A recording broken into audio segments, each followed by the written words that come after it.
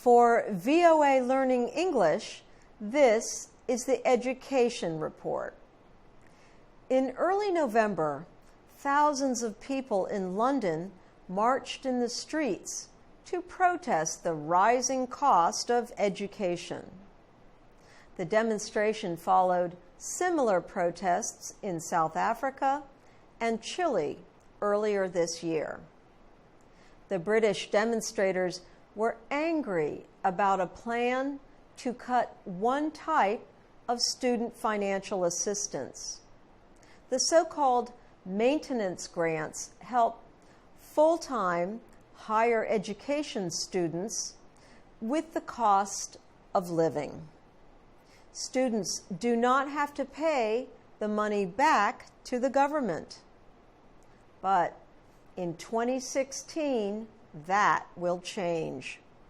The government says it will provide maintenance loans instead of grants. The students will have to repay the loans.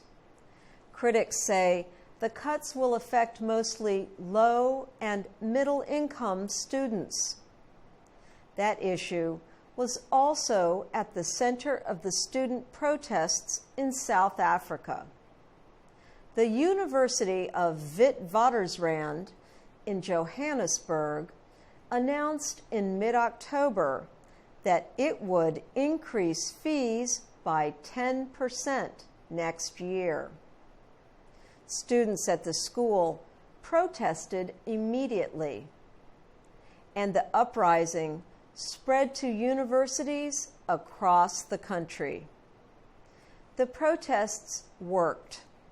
On October 23rd, South African President Jacob Zuma declared there would be no increase to university fees. In Chile, students have been protesting throughout the year. One reason they demonstrated was the disparity in education between the country's rich and poor. In early November, the protesters saw some success. Chile's president signed a bill that places public education under the control of the central government. It is designed to give all public schools an equal share of resources. For VOA Learning English, I'm Ann Ball.